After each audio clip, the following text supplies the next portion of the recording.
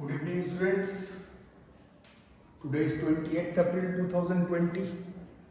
Maths class 12 relation and functions lecture 9.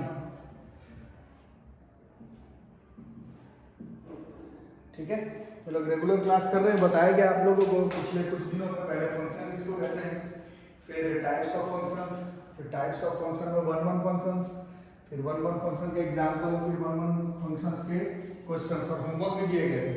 कुछ बच्चे जो कि वीडियो देख रहे हैं, होमवर्क करने के लिए बोला गया था, नीचे कमेंट बॉक्स में बोला गया था कि या तो आप कमेंट बॉक्स में आंसर लिखें या फिर मेरे को व्हाट्सएप करें. नहीं किया बच्चों ने, मत करें, आपका प्रॉब्लम है, this is not my problem.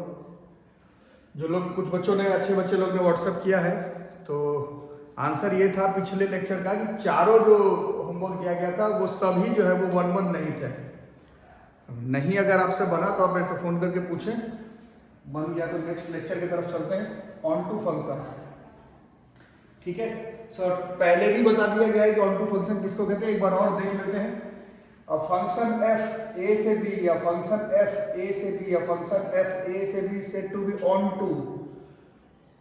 ये शॉर्टकट में बताया जा रहा है क्योंकि पहले बताया हुआ है. अ फंक्शन एफ ए से B said to be onto if every element in B set B has at least one pre image in A.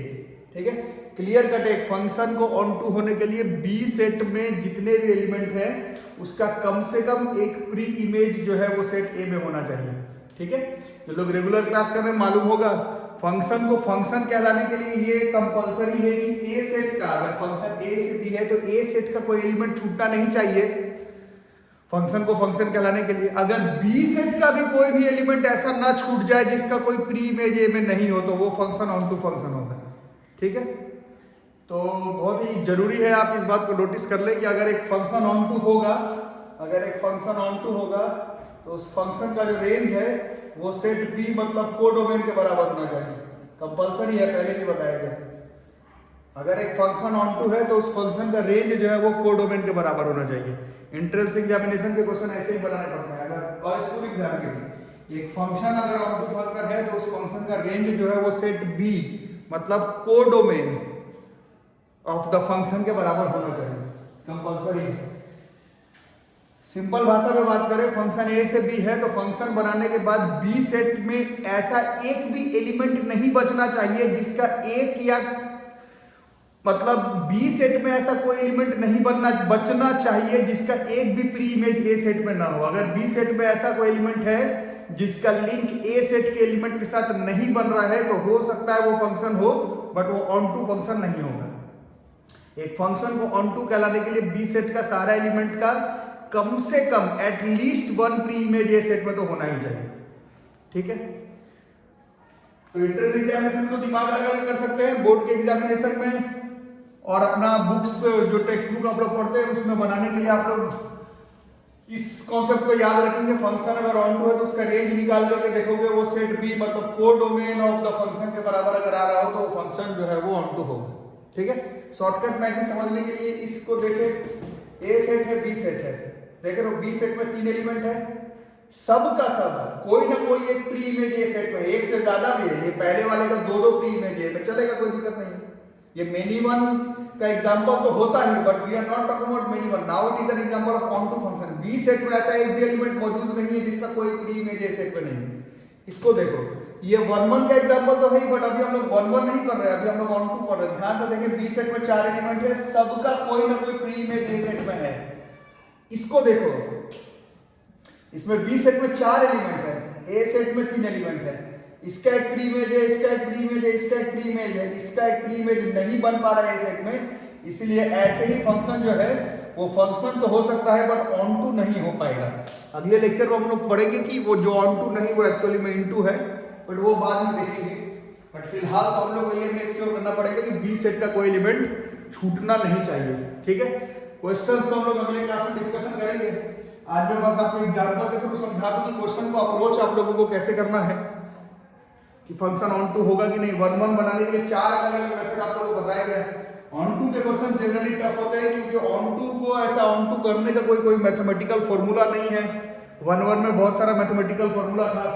On to को ऑन टू करने के लिए कोई ऐसा मैथमेटिकल तरीका नहीं है. ठीक है, कुछ बच्चे समझते नहीं है, स्कूल वगैरह में बता दिया जाता है एक्स को वाई के फॉर्म में लिख लो, वाई को फंक्शन ऑफ एक्स के फॉर्म में लिख लो, ये सब नहीं चलेगा। ऑन टू करने के लिए आपको अपना दिमाग इस्तेमाल करना पड़ेगा।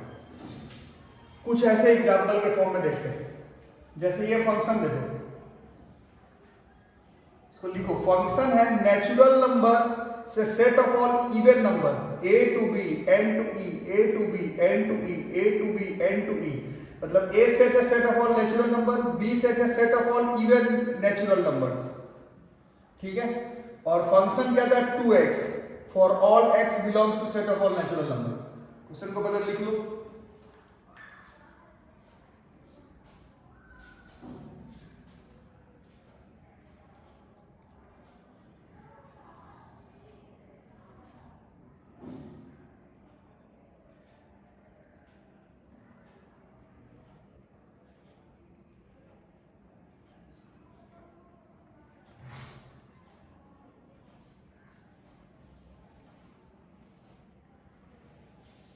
लिख लिया।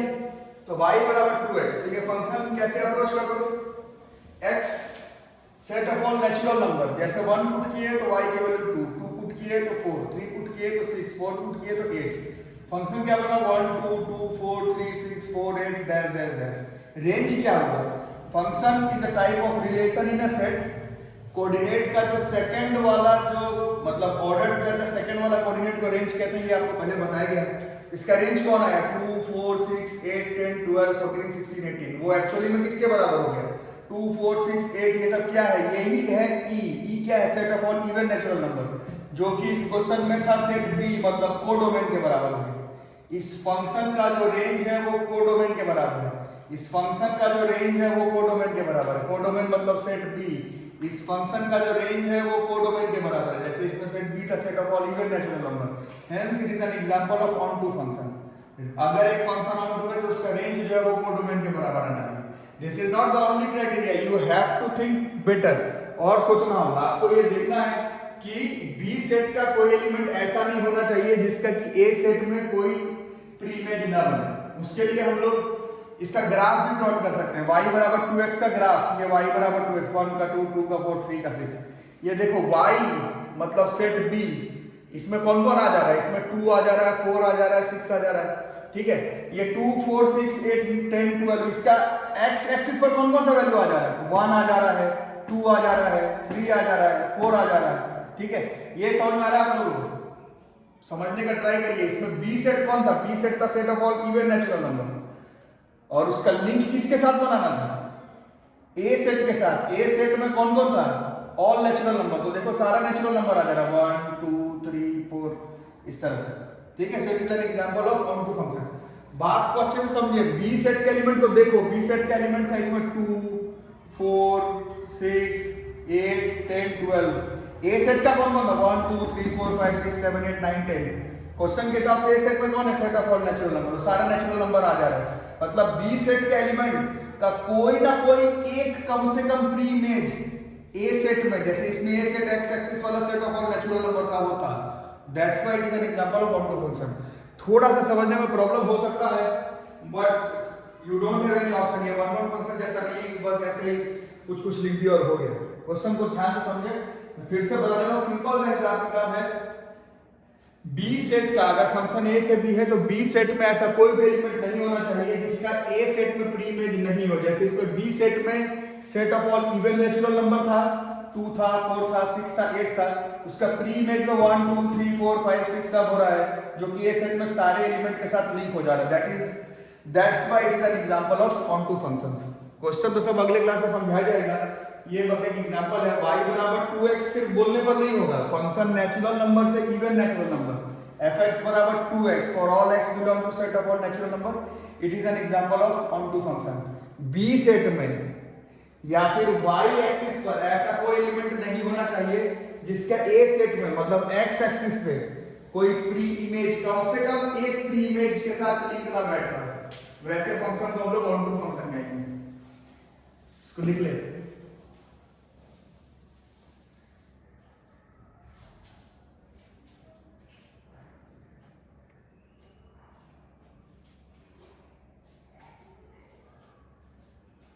अब एग्जांपल 2 देखो, ये फंक्शन कह रहा है real number to real number, real number to real number, real number to real number, real number to real number, A set से बी सेट, ए सेट से बी सेट, रियल नंबर से real number, A set से B set.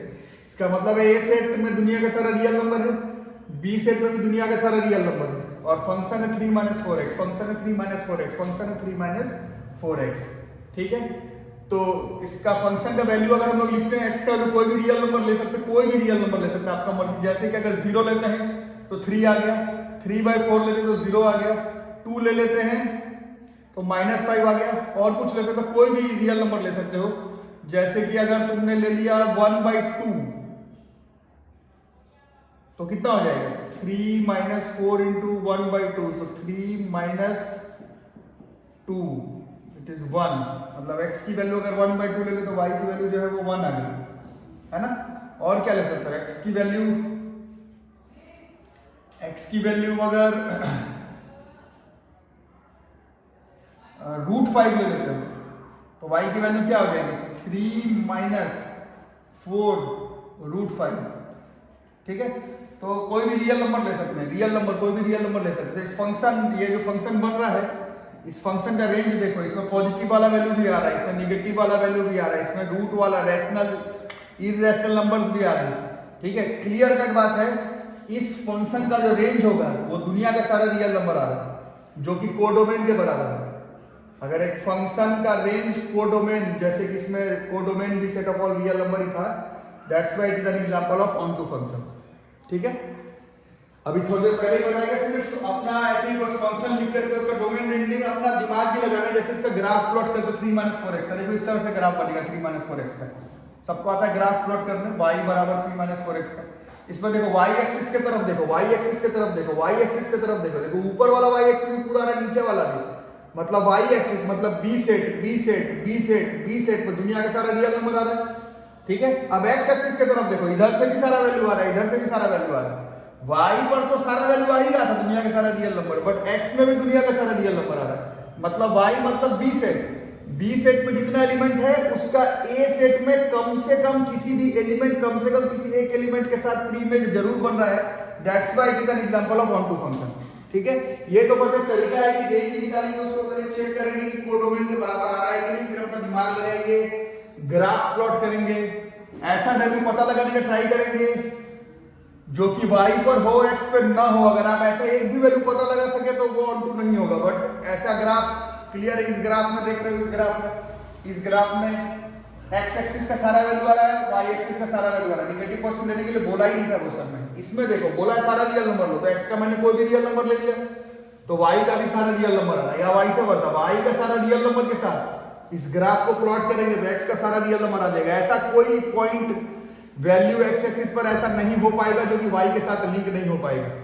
To be क्या बोलते हैं उसको, fair अगर बात करें तो y एक्सिस मतलब b सेट में ऐसा कोई एलिमेंट नहीं है जिसका कि a सेट में कोई कम से कम कोई एक प्री इमेज नहीं बन रहा। ठीक है, तो it is an example of onto function. लिख लो, सारा क्वेश्चन को कल बता जाएगा, इसको पहले नोटिस कर लो, लिख लो।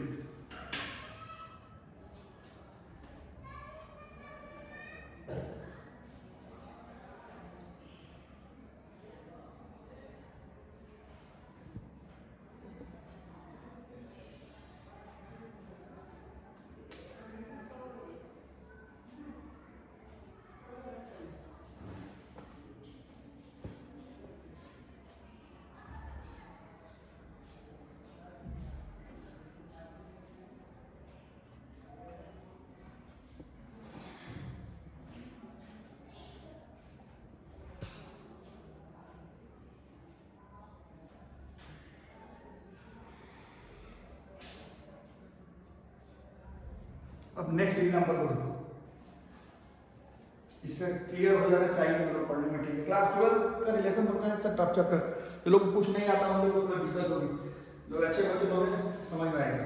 ये फंक्शन देखो, रियल नंबर से रियल नंबर, रियल नंबर से रियल नंबर, रियल नंबर से रियल नंबर, रियल नंबर से रियल नंबर। फंक्शन कहता है x² + 2 for all x belongs to set of all real number.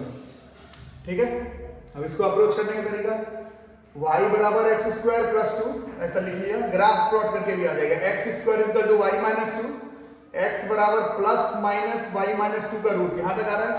अब क्लियर कर बात, ये रूट के अंदर की वैल्यू है, ये रूट के अंदर की वैल्यू है, ये रूट के अंदर की वैल्यू है। क्वेश्चन रियल नंबर का है, रियल नंबर मतलब रूट के अंदर निगेटिव नहीं आना चाहिए। इसका मतलब y minus 2 should be always greater than equal to 0, मतलब y should always be greater than equal to 2। इसका मतलब है इस क्वेश्चन में तुम x का वैल्यू तो दुनिया का सारा रियल नंबर में से कोई भी पुट कर दो, बट जो y की वैल्यू आएगी, मतलब जो g of x function of x की वैल्यू आएगी, वो हमेशा 2 से बड़ा आएगा। जबकि इसमें क्या बोल रहा था कि दुनिया का सारा रियल नंबर आना चाहिए। कुछ समझ में आया बच्चों? क्लियर कट बात है। इस क्वेश्चन में y की वैल्यू मतलब g ऑफ x की वैल्यू जो है वो 2 से बड़ा आएगा या फिर बराबर आएगा। तो a सेट मतलब x एक्सिस पर तो दुनिया का सारा रियल नंबर पुट कर सकते हैं, बट जो b सेट है उसमें दुनिया का सारा रियल नंबर नहीं आएगा। दुनिया का सारा रियल नंबर में पॉजिटिव निगेटिव सब आना चाहिए, बट इस क्वेश्चन में 2 या फिर 2 से बड़ा ही वैल्यू gx का आ सकता है। मतलब x का ऐसा कोई वैल्यू आपके पास नहीं है जिससे कि आप gx का वैल्यू 2 से छोटा ला सके, लेकिन इसमें तो बोला गया था कि दुनिया का सारा रियल नंबर आना चाहिए। इस क्वेश्चन का रेंज कितना हो जाएगा? y is greater than equal to 2, मतलब 2 से बड़ा इंक्लूडेड सारा वैल्यू होगा, लेकिन कोडोमेन तो कह रहा था दुनिया का सारा रियल नंबर आना चाहिए। क्लियर कट हिसाब, x मतलब a सेट में आप दुनिया का सारा रियल नंबर पुट कर सकते हैं, बट जो g ऑफ x मतलब जो फंक्शन बना उसमें दुनिया का सारा रियल नंबर नहीं आएगा। इस क्वेश्चन में 2 या फिर 2 से बड़ा वैल्यू ही आएगा। इसका मतलब इसका जो रेंज है वो कोडोमेन के बराबर नहीं आ रहा, that is why it is not an example of onto function. ये सब आप लोग ठीक से समझ लें, एग्जांपल को लिख लें, किसी तरह से भी समझने का ट्राई करें, क्योंकि जो आपके एंट्रेंस एग्जामिनेशन में, एनडीए के एग्जाम में, स्कूल एग्जाम में, मेंस एडवांस के एग्जामिनेशन में क्वेश्चन आएंगे, या फिर जो आपका अगला चैप्टर है इनवर्स ट्रिग्नोमेट्रिकल फंक्शन, वो सब फंक्शन पर कंसंट्रेटेड है। 1 1 ऑन 2, 1 1 भी ठीक से समझना, ऑन 2 भी, नहीं तो बहुत सारा चैप्टर जो है वो आपको गड़बड़ा जाएगा। तो क्लियर कट हिसाब किताब है, gx x square plus 2 for all x belongs to real number.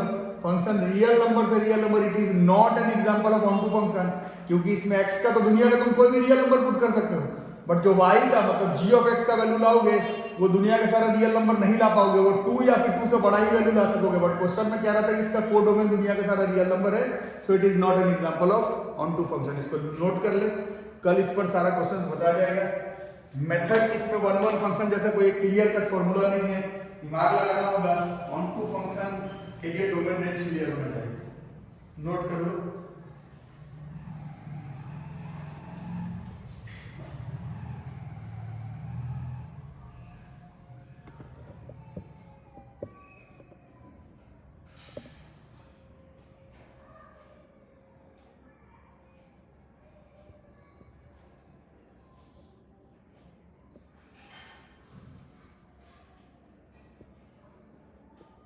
Thank you.